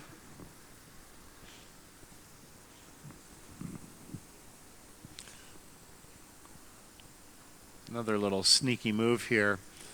Phil's using that brighter flame. He pulled a lot of the oxygen out of the flame, so it goes a little more yellowy orange. Provides a little more light. He's actually trying to look through some of that semi-translucent glass to see if there's might be anything that cracked in there. Looking pretty good. Excellent. Always a smart thing to do as you go along through a sculpture like this. It happens, little bits might crack, and as long as you catch them at the right time, you can typically fuse them, or if you need to remove a bit and replace it, it's still an option at this stage of the game, so it's crucial to keep identifying any things. Colors with all the metals and tend to be volatile. Aha. Hairlines plus these little tiny air bubbles, and when you stretch them, Yep. you gotta melt them all back. So Yeah, Phil's pointing out the particular colored glass that they're working with here, it has a lot of metal oxide content to it. And that tends to make it even a little more volatile than other glasses, so more prone to having some little issues with little cracks forming. So it is crucial that they continue to really look very thoroughly at the piece as they build it. And there have been some little hairline cracks that we've identified, and these guys have been able to fix them as they've gone along. That's going to tend to happen in a piece this elaborate. No surprises. There's a saying in the glass world, it's not what you can make, it's what you can fix. And that holds true a large portion of the time. Sure, what you can make is very important, but you're always going to have moments where you've got a little bit of adjusting to do, or a little bit of repair work to do, or replacing different elements that may decide to crack as you're working with them. Glass is a really temperamental material, very difficult to work with. We typically say it takes between about 4 and 6 years of learning to work with glass before you really start to become proficient with it, really start to become an advanced beginner, essentially. There's a lot of feel involved, and there's a lot of technical information to understand about the material. It really does take a while, and it's absolutely the sort of thing that you will, if you're the type that is prone to lifelong learning, it will certainly provide that for you. I can certainly say that for myself. I've been flameworking for 27 years, and I have learned a whole bunch just this week, just watching these guys work.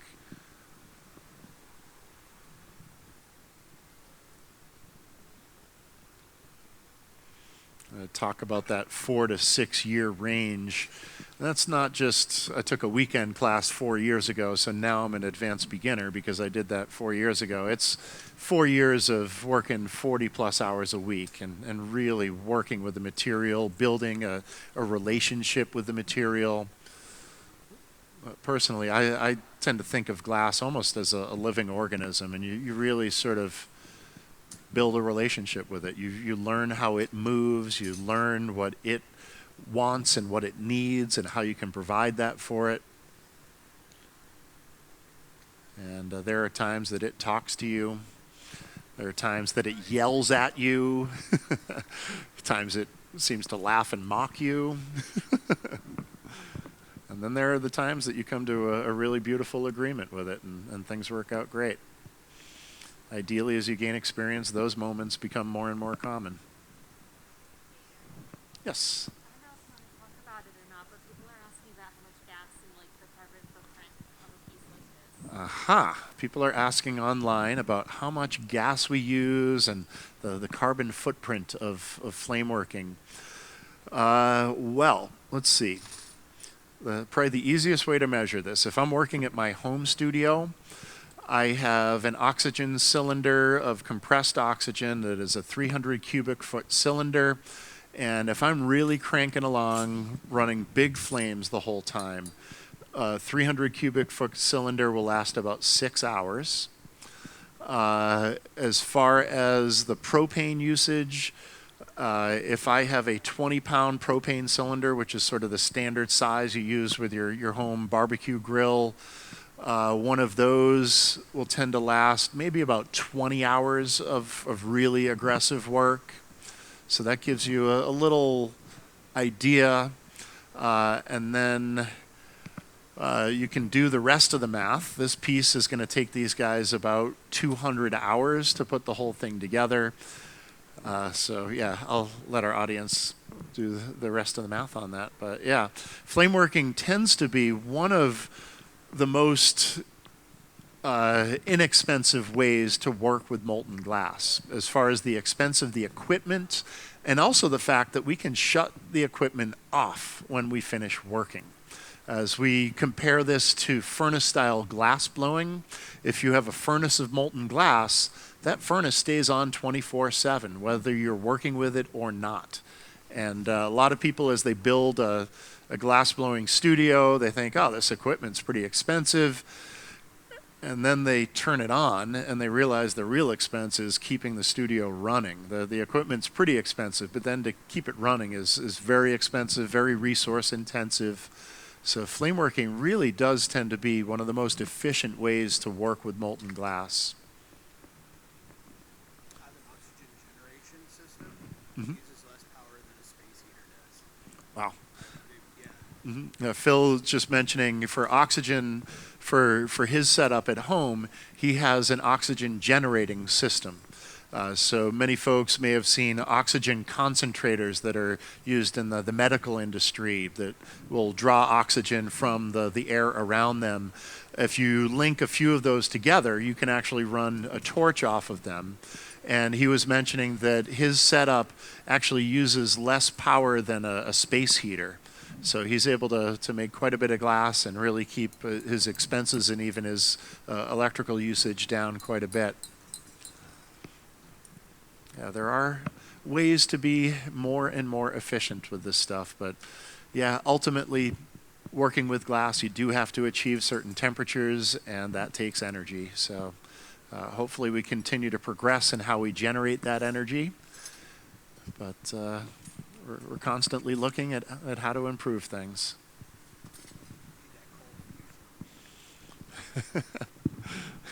Phil wants cold fusion technology. I was over in Murano, Italy back in March of last year, and most of the furnaces were actually shut down over there while I was there. Their gas prices had gone through the roof with the war in Ukraine, and their gas prices had gone up tenfold. So a number of studios were shut down over there until the gas prices could come back down to a more reasonable level. They couldn't afford to make the work.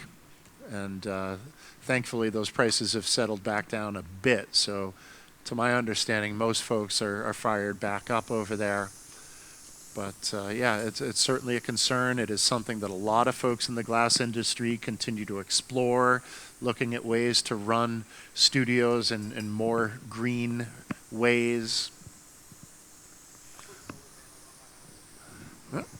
Hickory put solar panels on his house. Do you run any of your studio off of that? Yeah, you run your annealers off of that? It's part of it. Nice. Excellent. Yeah, so he's able to use some of that solar energy to run his oven.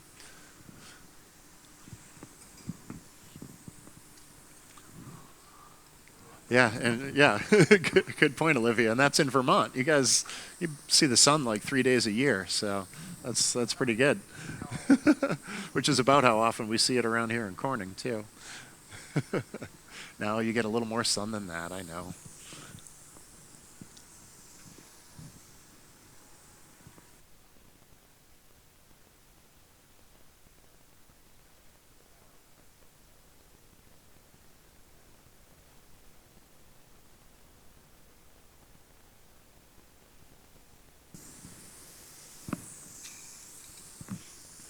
All right, just noticing the time here.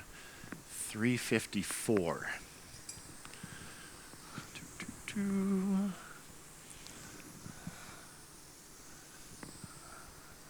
So maybe we can sneak in one last move. So if you do have any other questions, either on the web or in our in-person audience here, this would be a great time to ask. We'll see, these guys might be able to squeeze in one more move on the big composition, give you one last look at that. But again, we are going to continue to share as much of this process on our social media. That's at Corning Museum on Instagram.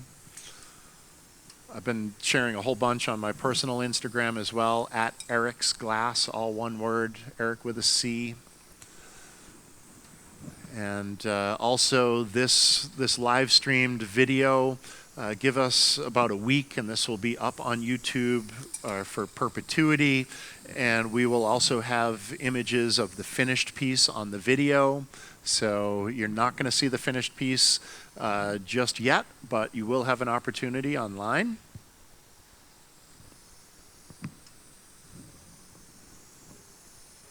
And if you can make it here to the museum tomorrow, great opportunity to see these guys finish up this piece in person.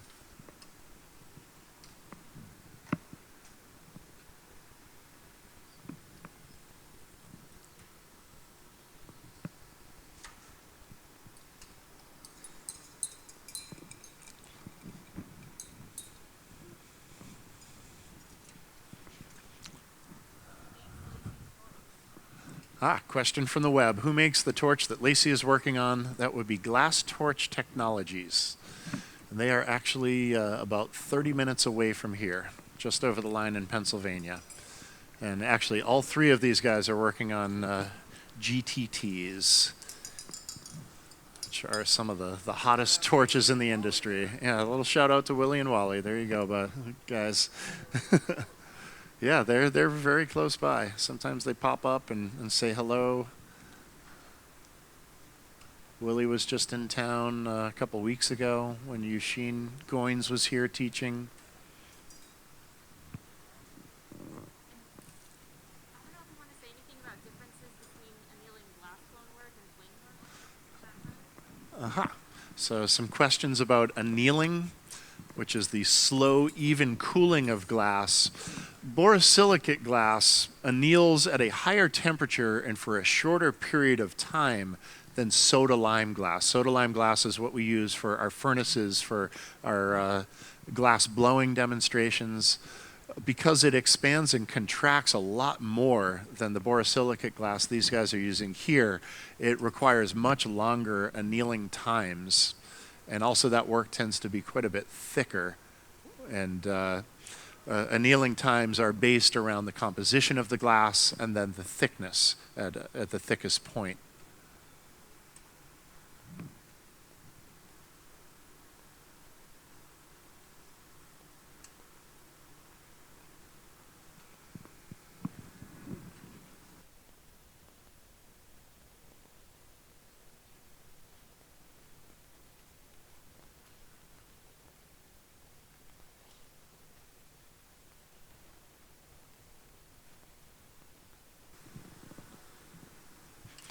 All right. Looks like we've got one last branch all prepped up. Phil's going to put the gloves on here.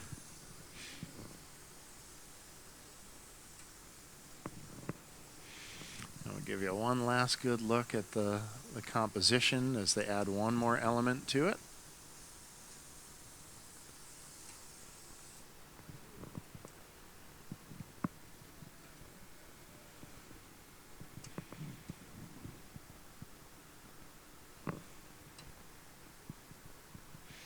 It's been hard to get these guys to stop working. Guys just go at it, which I don't want to stop them, but I just want you guys to not completely exhaust yourselves. Yeah, I know. It's been hard to get them to stop for lunch. These last couple of days, they've spent about 15 minutes just throwing food down their throats in the mid-afternoon and just jumping right back on the torch. These guys are driven. Love it.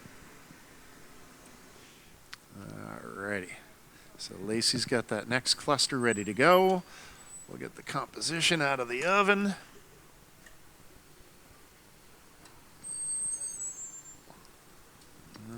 right, we'll get one last attachment.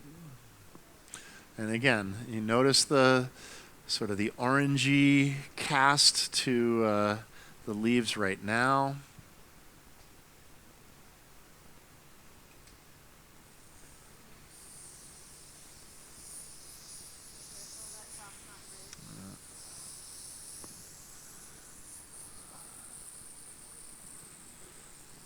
All right, so setting up the heat. Trimming that branch to just the right size. And here we go. Let's get it attached.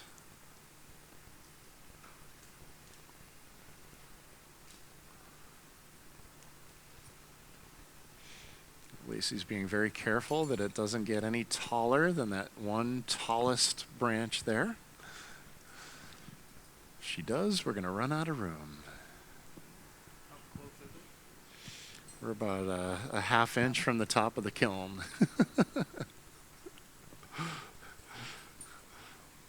You guys are true to your word. Came in here insisting they were going to fill the kiln, and they are definitely doing it. I've literally wanted to make this piece for almost a decade also. Nice. Waiting for the right time. Mm-hmm. So I've been making so many trees. People have asked me, when are you going to do a tree house? And Nice. I don't know, whenever I get the opportunity. Chris has been really excited to get into a tree house like this for a long time as well. So it's nice to see dreams being realized here. It's awesome. Yeah, the right opportunity, the right team. Perfect. Phil kiln, just like that. Yeah.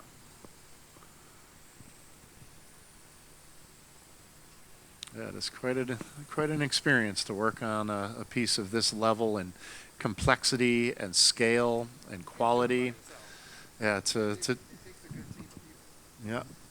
yeah. Chris is reinforcing the idea that it really does take a team of good collaborators to pull something like this off.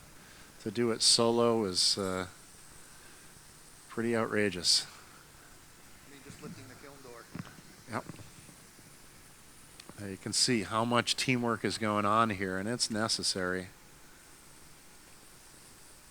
Even just getting the piece in and out of the oven, it's really important to have someone else there to open that door and close the door. One less thing to think about, one less move that you have to make so you can stay focused on the piece. All right. So just reinforcing the attachment here, getting it all cleaned up and smoothed in. Yeah, Phil's pointing out we're losing that orange cast to the leaves. We're seeing more and more green, which is our sort of our thermometer / timer, the color of the green.